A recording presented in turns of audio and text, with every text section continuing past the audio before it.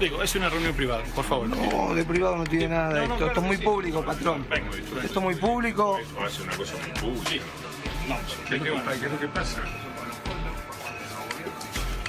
Le comento. Si usted me permite el documento, puede ser. El documento de identidad. No veo por qué no. ¿Cuál es la razón de que me pida el documento de que venga a 10 minutos de empezar mi programa? Acople bien un peronismo que tenga una asociación distinta.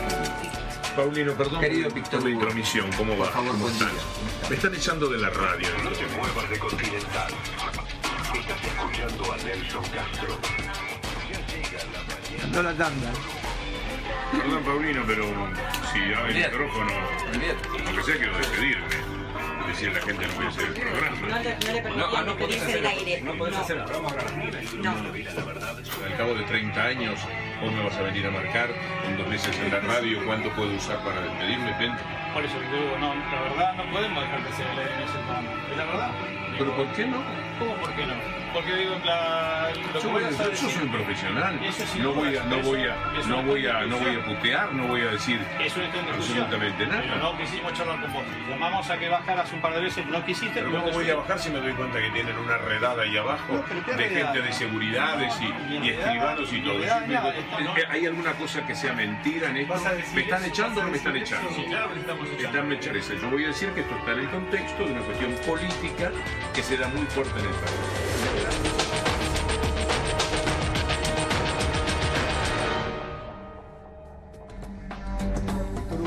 Gracias por estar aquí. Gracias a usted por la invitación, es un gusto estar aquí, muy agradecido en un día en el que además corresponden las felicitaciones profesionales por el anticipo que dieron hoy. La mañana en Radio Anticipándose absolutamente a todos, casi que tendría que pedir perdón por la desconfianza porque yo decía, no lo está diciendo nadie más. Claro, Estaban todos los canales puestos ahí mientras yo aguardaba algo de lo que estaba sucediendo en la radio. Pasó? ¿Nos cuenta, por favor?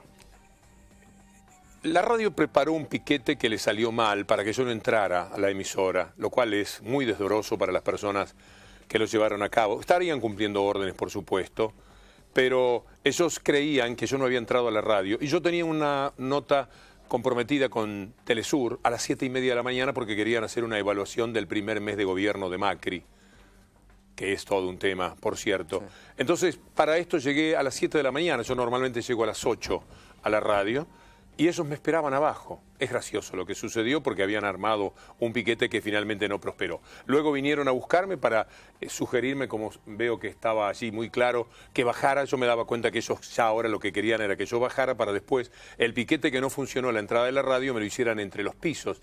Bajaba el segundo, bajaba el primero, cuando quería volver al tercero no me dejaban pasar. Y yo me quise quedar cerca de la única herramienta que podemos tener a mano en estos casos, que es el micrófono. Y ellos tuvieron que aceptar finalmente que yo me despidiese de la audiencia. Eso en los términos formales. ¿Por qué dicen que me echan? Por un episodio sumamente cruel, una mentira, como que yo no soy... De mí se puede dudar, como de todos, de cuál es mi capacidad periodística, pero no de mi entrega profesional. Llevo 9 años y medio sin faltar ningún día, pero cuando digo ningún día es 1 de mayo, 31 de diciembre, 1 de enero...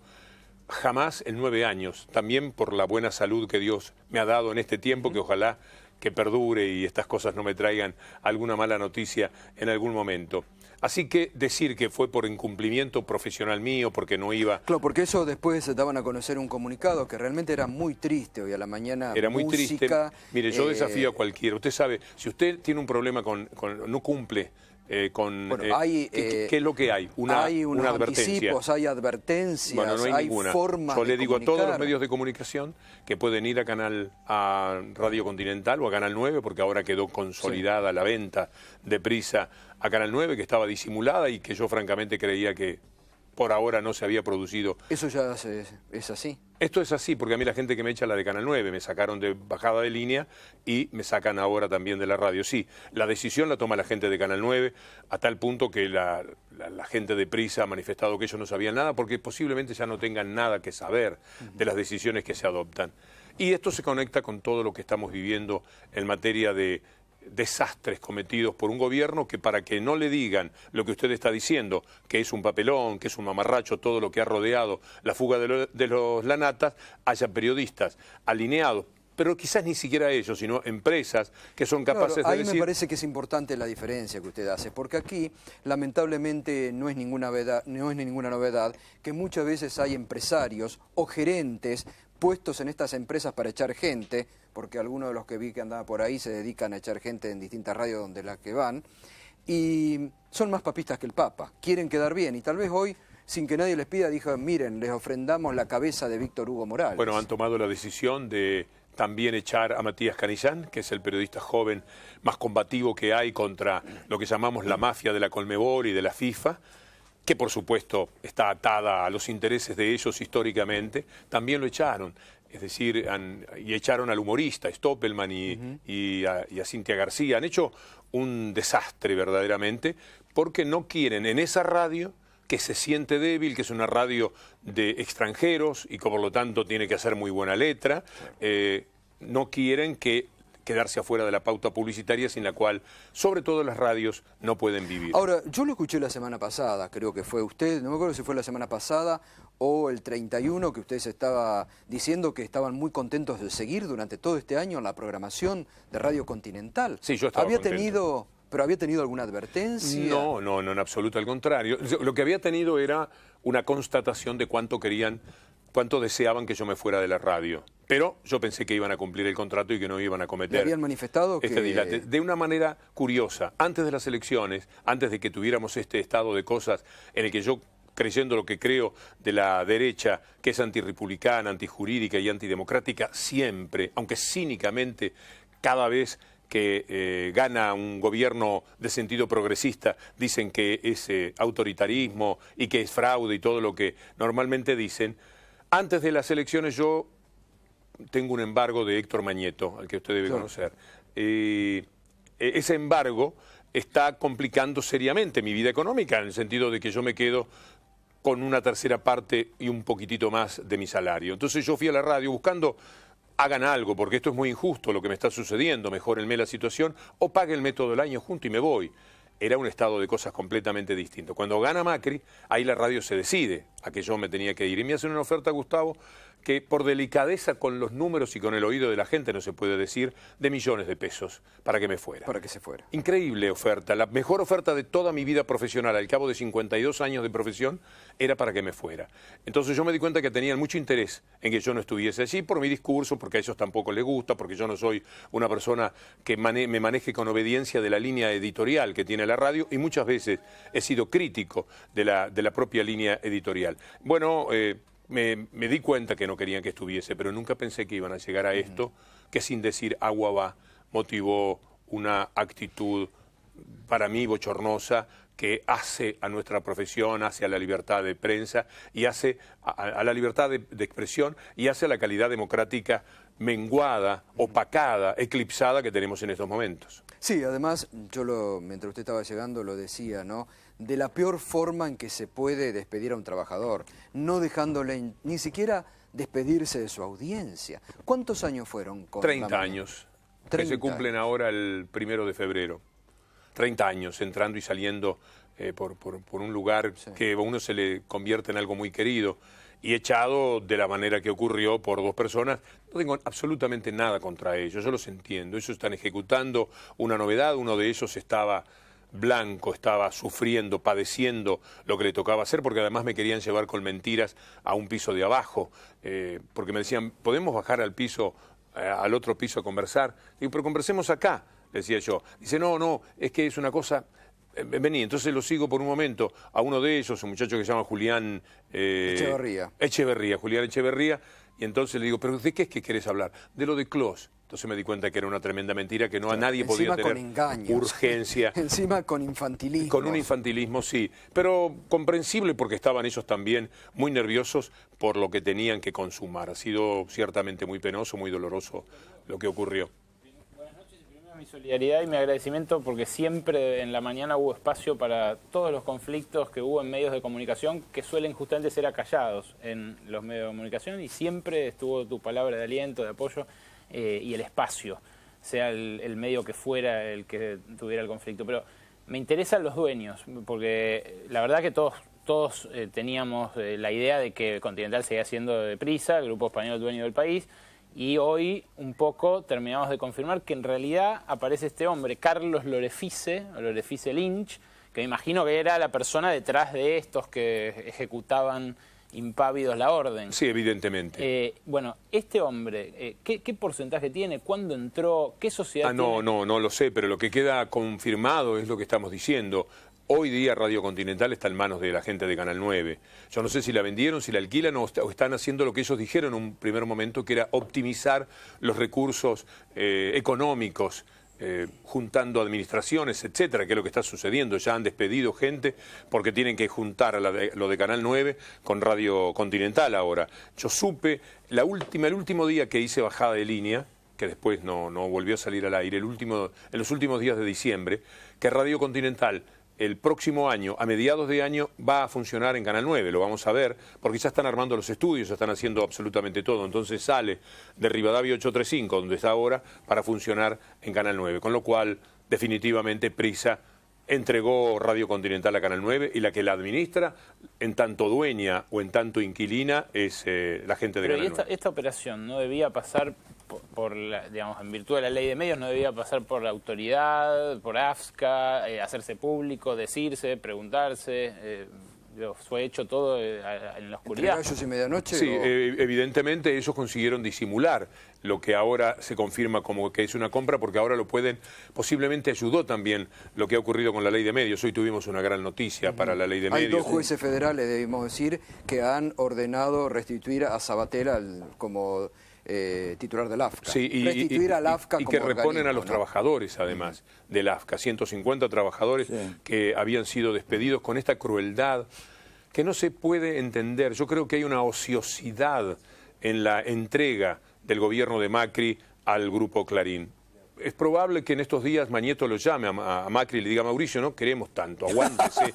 De verdad, está exagerando, está sobreactuando, porque yo no necesito lo de la ley de medios, si yo no la cumplo igual. Si llevan 6 años, ¿qué me importa ya la ley de medios? Si yo me río, siempre voy a tener un juez que meta una cautelar. Ahora tenían un nuevo estilo de cautelar, una cautelar breve que emitió aquel juez Alfonso, que es uno de los que abochorna al Poder Judicial de la República Argentina. O sea que ellos viven con eso. Entonces, Mauricio, ¿para qué se complicó con esta historia de derribar nada menos que al AFSCA, la ley de medios, una ley del Estado, del Congreso, una ley votada y trabajada en todo el pueblo argentino? Ahí lo interesante es que a Prisa, los españoles, los dueños de Telefónica, en realidad este retoque por decreto de la ley de medios les cayó muy mal. Hubo declaraciones que hicieron al propio diario El País la semana pasada, voceros de Prisa, diciendo que esto era entregarle todo a Clarín y ponerlos en desigualdad de condiciones para competir en los contenidos audiovisuales que van por cable. Es que es eso también. Entonces me llamó la atención hoy cuando supe la noticia, dije, ¿qué? Prisa,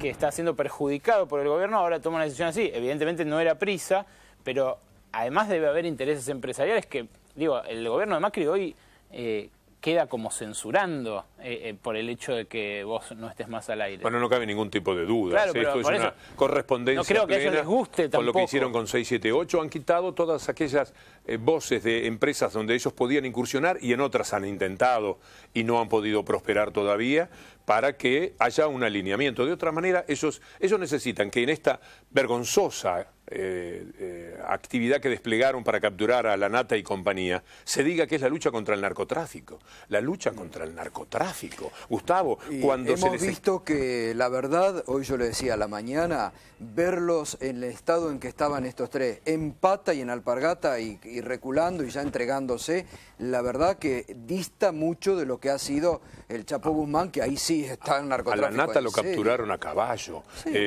caminando por la ruta. No, fue prácticamente a tocar el timbre. Han inventado de la comisaría, todo. Primero, que había una protección, no tuvieron piedad con Aníbal Fernández, al que desalojaron del triunfo que podría haber obtenido en la provincia de Buenos Aires con una acusación que no se puede presentar, que hay que hacer ya no mal periodista, sino muy mala persona para llevar a cabo, con la acusación de un condenado a perpetua por asesinatos y que esa persona mereciera la confianza como para adulterar la democracia y determinar el triunfo de un partido político sobre otro partido político. Pero no conforme con eso, lo acusaron a Aníbal Fernández de ser el responsable. Primero, porque Aníbal Fernández lo sacaba para matarlos, ¿se acuerdan? Y La Nata salía para que lo mataran, de sonso que es.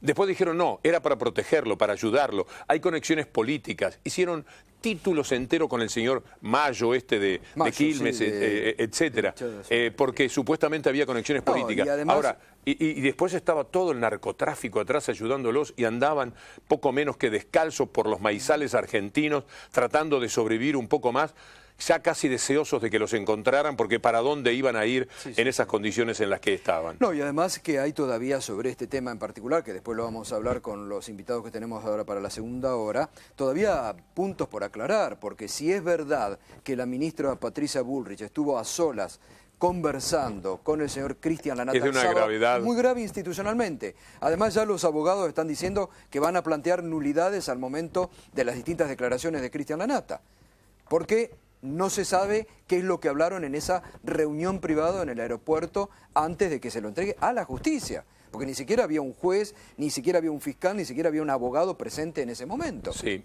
es un papelón muy grande. Lo hubiera sido, así hubiesen encontrado los tres juntos, cosa que fue el anuncio que habían realizado. La gente se ha basado, algunas críticas, en que fracasaron, habían capturado solamente a uno. Pero si hubieran capturado a los tres, que ese episodio fuera señalado como un gran triunfo del gobierno, después de 2 semanas buscando a 3 forajidos que no tenían dónde caerse muertos, inventando cualquier cosa, tirándole el fardo a Aníbal Fernández, tirándole el fardo a personas que no tenían ninguna relación, que ni siquiera conocían a los Lanata. Eso ya era un papelón, Gustavo. Víctor Hugo, volviendo a su tema. ¿Les puedo hacer una preguntita? Sí, tomando en cuenta el 49% de la gente, lo que votó el 49% de la gente, ¿no tendría la obligación el gobierno de poner 678, no necesariamente en un canal privado, en la televisión pública, para respetar la voluntad y el deseo y las ganas del 49% de argentinos? El lugar natural de 678 es la televisión pública. Tendría que estar ahí. El lugar natural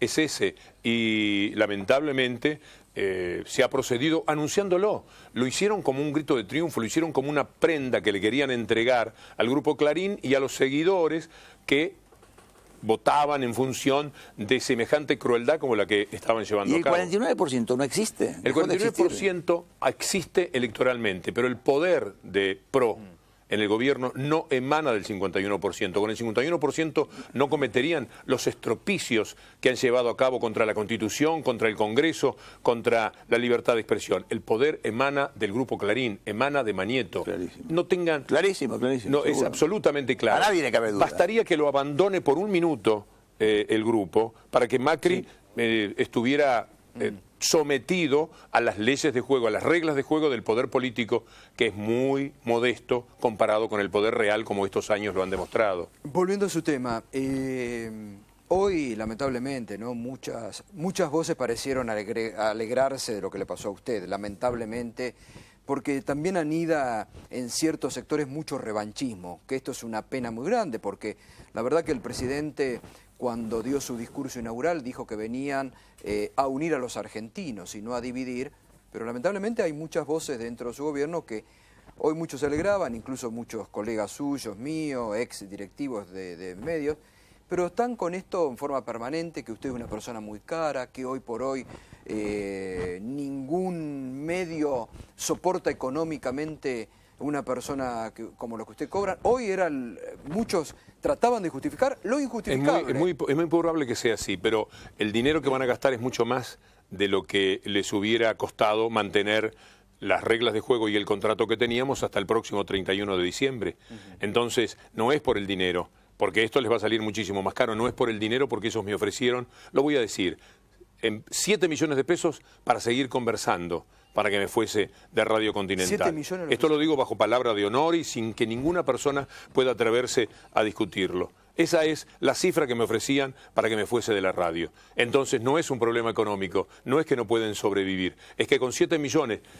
de lo que había otra conversación, por ahí en el remate llegaban a más. Si yo me hubiese plantado en exigencias económicas, si no les hubiera dicho olvídense de la plata, ahora yo no me quiero ir porque siento que traicionaría a la gente que ha creído en mí. Porque una cosa era irme en el estado de cosas anterior y otro muy distinto, irme cuando cada voz que sea capaz de confrontar con esta derecha enceguecida que tenemos y antirrepublicana como es el comportamiento que está teniendo, yo me sentiría que le di la espalda a la gente que ha creído en mí. Entonces yo no me puedo ir a mi casa con un dineral y quedarme muy tranquilo, muy pancho y disfrutarlo. Preferí, y esto lo digo exactamente como lo digo, preferí irme sin un centavo cuando terminase el contrato, cobrando lo que en definitiva es el 30% de mi salario. Por una cuestión de fidelidad a la gente que me ha seguido, cada uno de nosotros tiene su audiencia, un cierto respeto. Uno deja de ser uno es uno y así como decíamos uno y su circunstancia, decimos uno y los otros. Y los otros son nada menos que esa gente que tiene necesidad de escuchar de vez en cuando algo que se oponga al discurso mediático, aquel que era dominante y este que ahora directamente no ha dejado casi. No, además, sí, la verdad que pese a algunos calificativos con los que nunca estuvimos de acuerdo, gracias a Dios, desde el 83 a la fecha, pero sobre todo en los últimos años, hemos tenido una pluralidad de voces donde podíamos escuchar de todo, ¿no? Menem es un nene de pecho comparado con esto. A Menem lo atacaron durísimamente, sobre todo en el segundo gobierno que realizó. No había este control. Pero no pudo avanzar con muchas de las cuestiones que quería hacer, ¿se acuerdan? Absolutamente, sí. Porque hubo un control ciudadano muy fuerte y también en ese momento de algunos Porque medios, en aquel momento no jugaba. El Grupo Clarín tenía poder, pero no era un poder que se llevaba todo por delante como ahora, que tenemos una mezcla de locura de poder, porque el poder genera de alguna manera esto que le está pasando al Grupo Clarín, intereses que le han tocado y que no lo pueden de ninguna manera sobrellevar. Este es el único país del mundo donde 2 diarios son dueños del papel con el que se hacen todos los diarios del país. Imaginen ustedes al New York Times y el Washington Post, dueños de todo el papel de los diarios y revistas de los Estados Unidos. Imaginen al New York Times o Le Figaro con 300 canales de televisión comprados, con el robo mafioso que hicieron al fútbol, con la patente de corso que en su momento les diera Julio Grondona desde la AFA. Es inimaginable fuera de este país lo que ocurre en la Argentina con los medios de comunicación. Y donde la justicia lamentablemente y la justicia, es que esto es una troika. Clarín, Cambiemos y la pata judicial, que es imprescindible para llevar a cabo todos los estropicios que han cometido desde que han asumido el gobierno. ¿No hubo ninguna voz que se acercara durante la tarde de hoy a expresarte solidaridad por parte de Cambiemos, por parte de, Silvana Giudici, algunos que han abogado por la libertad de expresión en otros casos, aunque sea una palabra de solidaridad o de acompañamiento? No, el primer llamado fue el de Sabatella, por eso estoy tan feliz. Sabatella y Graciana Peñafort fueron las primeras personas que se comunicaron hoy, los grandes luchadores de la actualidad de la ley de medios. No, aquí lo que tenemos es un grado de cinismo. La primera palabra que a mí se me ocurre cuando pienso en lo que sucede es cinismo, hipocresía, porque ellos se hicieron buena parte de su campaña. Bueno, ni hablemos del todo juntos y las mariposas y el amor entrañable que teníamos que tenernos. Hicieron la campaña hablando de republicanismo, hablando de la libertad de expresión, hablando de la justicia independiente, y lo primero que hizo Macri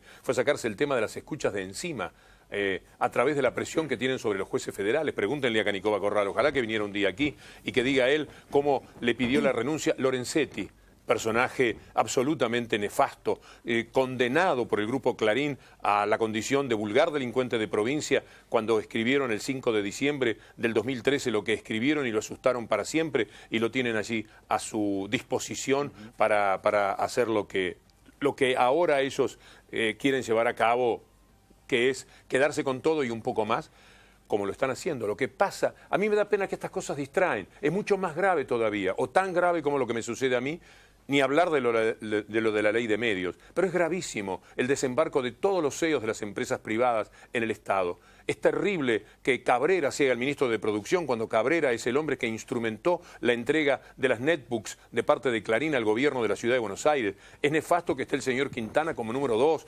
del gabinete, de la jefatura de gabinete al lado de Marcos Peña, cuando ese señor Quintana es nada menos que el hombre que consiguió que Pharmacity, cuando la legislatura votó que las farmacias se tenían que comportar de otra manera en el mostrador, con el farmacéutico al lado, a Pharmacity no le convenía, y Quintana fue el que hizo el lobby para que Macri vetara esa ley. Entre los muchísimos vetos de Macri, que ahora se destaca por los decretos, entre los muchísimos vetos está este, y estos son los funcionarios que tienen, 4 o 5 hombres de Techín, Pharmacity, ni hablemos de Clarín, que todos, en todos los lugares hay un hombre de Clarín, de Pharmacity, de Pegasus, de todo del Deutsche Bank, de Banco Galicia, todos los elementos dominantes de las empresas han recalado en el Estado. Todos los que antes hacían lobby para los intereses privados ahora están en el Estado, atendiendo ellos, ya sin necesidad de hacer lobby, los propios intereses que llevan adentro del Estado. Eso es tremendamente grave. Otro de los argumentos, porque quiero charlarlo con usted, que trataban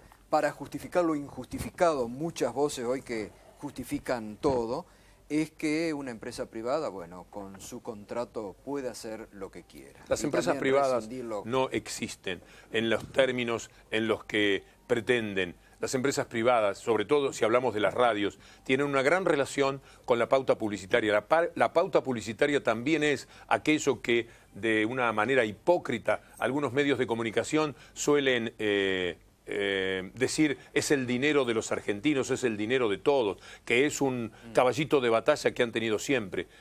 Cuando alguien de Clarín cobra un sueldo, ¿qué cobra? De la parte de la enorme pauta publicitaria que tiene de todas las provincias, ni hablar de las más importantes, o está cobrando de lo que una fábrica pone de publicidad. ¿Quién sabe esto? No existe ese poder privado en el que ellos se refugian para tener periodismo independiente, porque necesitan mostrarse como independientes para parecer que hablan con distancia de los episodios que ocurren en la vida de la sociedad. Y no es así, son parte de esos intereses. Ellos hablan de periodismo independiente porque esto supone que es una manera de jugar como fiscales que actúan en el nombre de la gente. Y lo que en realidad son es personajes que se han lanzado a controlar absolutamente todo desde los medios de comunicación con los intereses económicos que ellos conllevan permanentemente. ¿Ha tenido tiempo para pensar en este día qué va a ser de su vida a partir de mañana? No. No, todavía no tengo ni la tristeza que seguramente voy a tener. Aún no siento el vacío natural que va a tener la mañana de la próxima jornada para mí. Todavía no, porque estoy un poco entre la perplejidad y el deseo de participar fuertemente, férreamente, en este momento con oportunidades como esta que me brindan ustedes, de poder decir cómo pienso yo las cosas y debatir de la manera que sea necesario para que la gente por lo menos se informe debidamente, para que la gente eleve su lucidez y su conocimiento de lo que sucede en la Argentina. Aquí están ya avasalladas el sentido republicano cuando se desobedece por completo, se saltean como lo han hecho al Congreso Nacional. Aquí la justicia se ha convertido en una justicia de risa en función de lo que han sido las primeras medidas que el gobierno de Macri consiguió con el tema de las escuchas. Con el testimonio de Montenegro, que dijo, no, yo lo elegí, Alfino Palacios, consiguieron que con eso el juez dijera, bueno,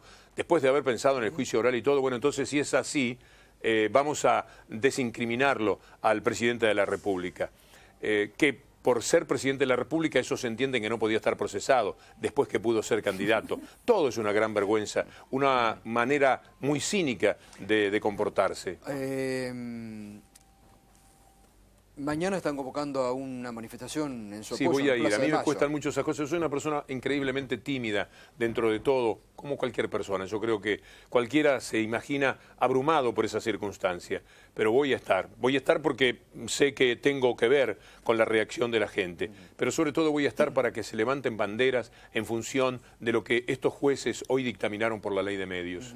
¿Alguna entidad periodística de la Argentina ha emitido un comunicado? No, yo no tengo ninguna aspiración. FOPEA es un brazo extendido de Clarín que no tiene absolutamente ninguna relación con la pretensión que tiene, fundado además por Santoro, que es el personaje del periodismo más complicado y que más fuertemente ha mentido durante el 2015. Es una manera de ser que a mí, si me apoyan, francamente, no me parece que resulte relevante y no creo que lo hagan. ADEPA son ellos, ADEPA es Mañeto, la CIP son los Mañetos de nuestro continente, por lo cual no aspiro ni deseo absolutamente nada de ellos. Me alcanza con la gente, me alcanzan con los colegas, que puedan de alguna manera separarse de las viejas antinomias y de los rencores y de los celos, que como en toda profesión existe.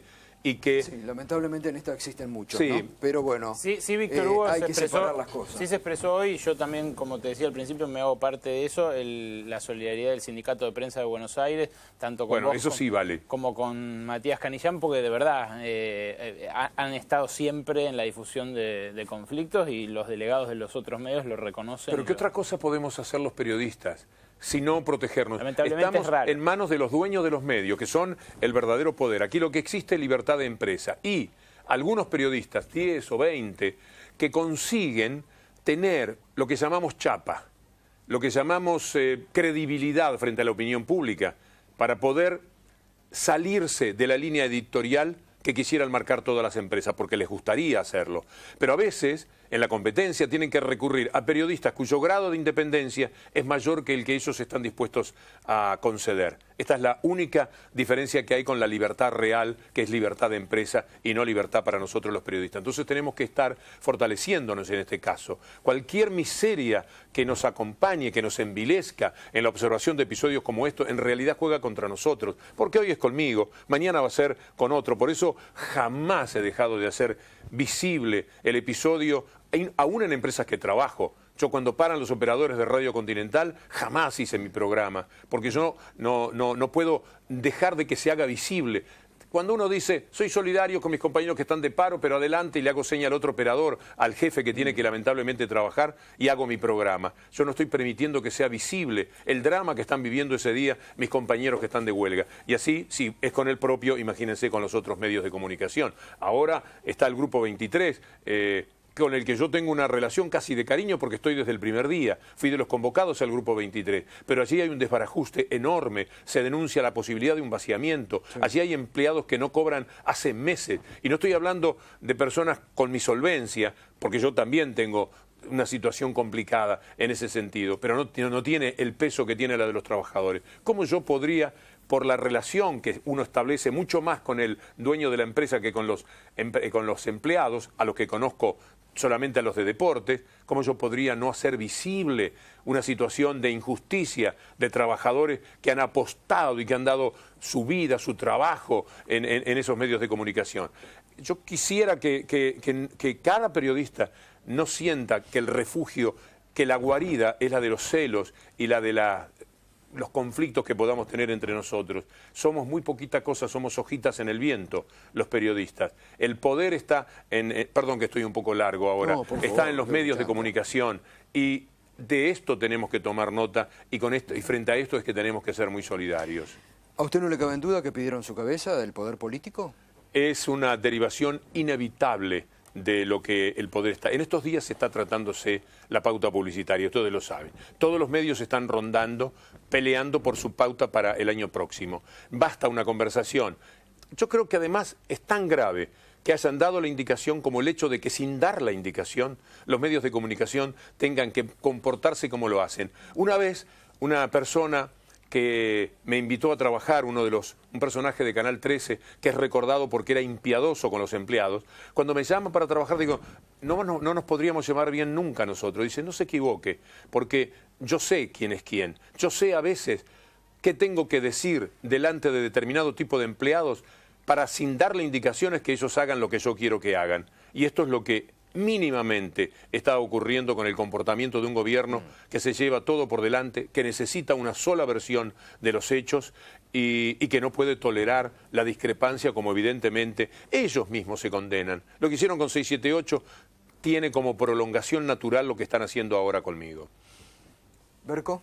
Sí, me parece que, bueno, las repercusiones son infinitas, sí, son infinitas, es multitudinario lo que la gente transmite, pero me parece que vale la pena recalcar lo que hablábamos antes de los medios y la propiedad privada de los medios, porque si hay licencias, y si discutimos durante tantos años sobre las licencias y sobre cuántas podían tener y demás, tiene que ver con lo que dice Osvaldo Bayer respecto de los medios en general, que no deberían en un mundo ideal ni ser del Estado ni de los privados. Sí, son propiedades de la audiencia que te sigue a vos. Acá hay una cuestión muy interesante que, pese a que a usted no le gusta, pero que yo levanto, que la gente de FOPEA está proponiendo el tema de una ley que sea debatida para respetar la conciencia de cada periodista, dentro de un medio.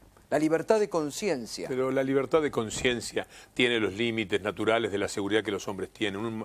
No estoy de acuerdo, Gustavo. Fopea estuvo contra la pretensión de darnos nosotros un código de ética, así como los medios de comunicación tienen manuales, sí. Que los periodistas se reunieran y dijeran, mira, hay cosas que no se pueden hacer, hay cosas que son amarillistas, hay, bueno, mil cosas que darse un código, y salieron ellos a rebatir esto.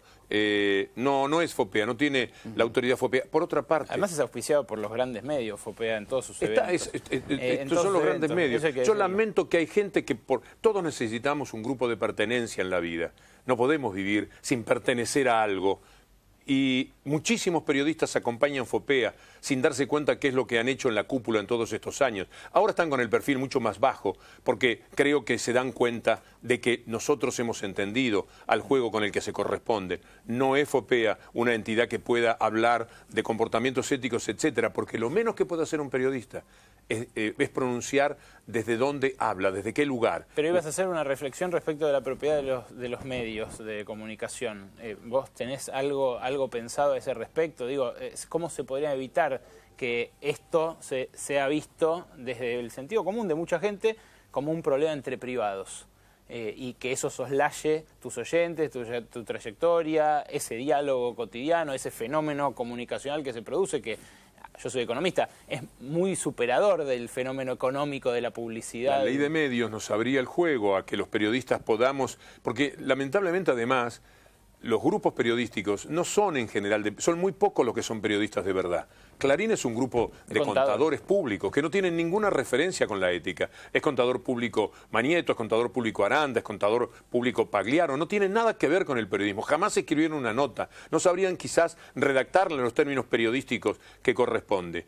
Y así, lamentablemente, muchos medios, porque ¿qué son los medios? Los medios son el desembarco de los intereses en el mundo capitalista, en el mundo neoliberal, de aquellos que tratan de dominar la opinión. Históricamente los medios se corresponden con eso, para desde allí operar políticamente. Clarín es un diario en su origen profundamente político, lo cual no era un obstáculo para ser respetuoso de Clarín, como hemos respetado hasta que la nación entró en la locura clarinista de mentir como ha mentido, de una forma en la que se les fue la ética también como si se hubieran desfondado.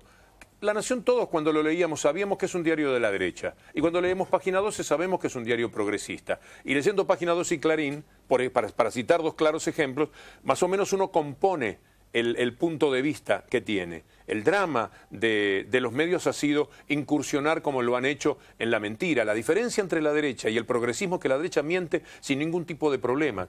Cuando yo escribí un libro que se llama Mentime que me gusta, tomé 200 mentiras del año 2014 de las tapas y de los títulos, y escribí 50 capítulos para no ser redundante en algunos capítulos. Porque lo que ha pasado ahora es que a lo que ideológicamente tenían, le agregaron la mentira por los intereses que se generaron en la discusión a partir de la ley de medios, que conllevó, por otra parte, el viejo tema de papel prensa. En eso estamos. Así que la ley de medios es la que nos abre el juego, para que usted y yo podamos asociarnos y ver si tenemos posibilidades de abrir un medio, de participar de alguna manera, y que sean periodistas los que lleven a cabo esa ilusión. No en todos los medios ocurre lo mismo, en muchos lados los medios corresponden a periodistas, pero los hegemónicos, los más importantes, ¿qué son los Aguiar como periodista? ¿Qué significan los Aguiar, que son el punto inmediato de referencia que tenemos de lo que ha ocurrido con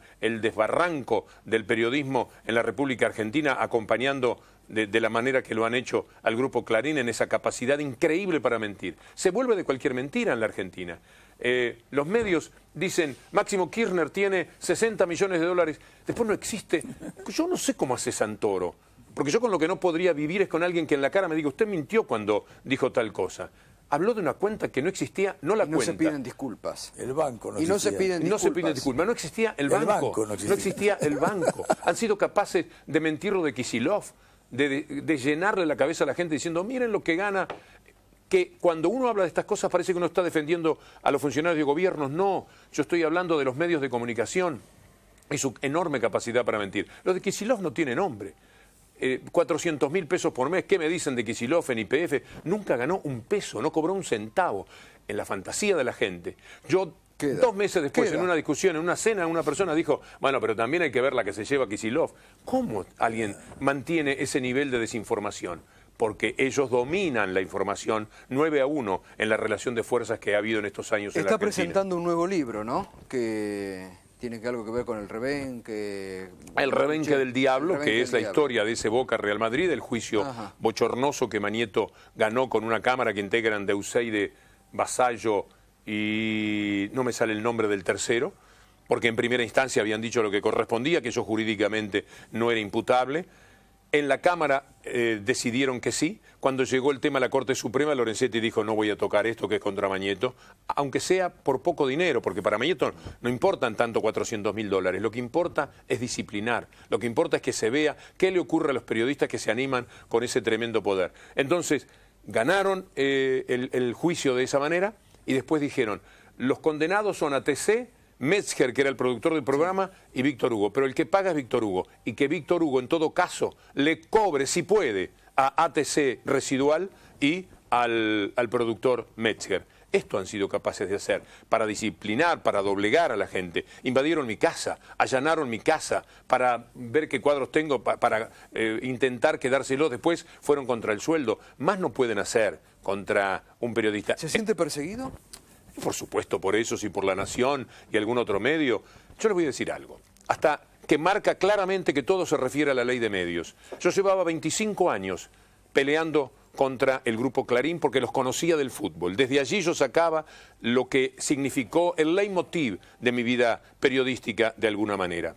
Hasta el 2009 yo desafío a una persona que encuentre en La Nación no una palabra de crítica, una palabra que no sea de elogio a mi vida profesional. Hasta el 2010 prácticamente, septiembre-octubre del 2009, que busquen en el diario Clarín una crítica a mi persona. No existe, solo Clarín me ninguneaba, nunca hablaba de mí, me dejaba pedaleando en el aire con lo que yo tenía para decir. Este era el comportamiento que tenían respecto a mi persona. Todo está referido a la ley de medios. Allí lanzaron una campaña, ¿por qué? Porque yo era un periodista que merecía una cierta credibilidad cuando abogaba por la ley de medios, porque llevaba muchos años remando contra ese poder impiadoso que maneja el Grupo Clarín. Por eso me estigmatizaron y por eso me atacaron y yo tengo, hasta que terminó Audiencia con el Diablo, que es el libro anterior, un alto así de recortes periodísticos, sin hablar de todos los audios y de todas las grabaciones, de todo lo que han hecho contra mi persona. A veces me pregunto cómo es que estoy todavía vivo con ese ataque que se mete en el corazón, que se mete en la dignidad, que se mete en la salud de las personas, de la manera que, bueno, como no soy el único que lo padece, tampoco tengo tanto derecho a lamentarme como si fuera a mí solo que le ocurre. Víctor Hugo, le agradezco a ustedes su presencia. La verdad que nos encantaría seguir, pero bueno, tenemos un compromiso desde de invitados desde ya. han Creo venido porque teníamos un compromiso. se nos ha ido la mano, Gustavo. Muchas gracias. No, la verdad que es trending topic en este momento, Víctor Hugo, el minuto 1, y la verdad que hay una inmensa audiencia, como hacía mucho tiempo que no veíamos acompañando.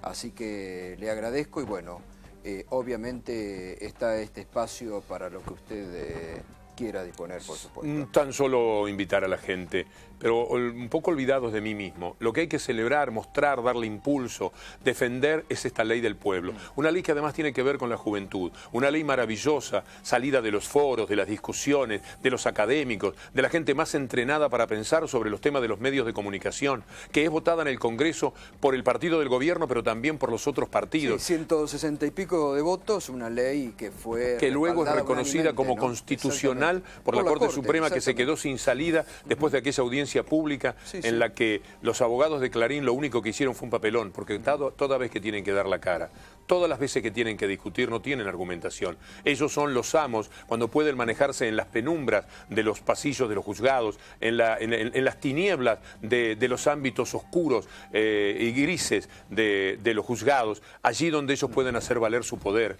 allí donde saben la historia de los jueces, allí donde saben de la historia ideológica y de comportamiento de los jueces y obligan a los comportamientos que ellos durante todo este tiempo han obligado para devastar, además de los medios de comunicación, a la justicia en la Argentina. Perdón por este agregado, No, por muchas favor. gracias. Gracias, Gracias. No, a usted, Gustavo, un placer. Muchas gracias.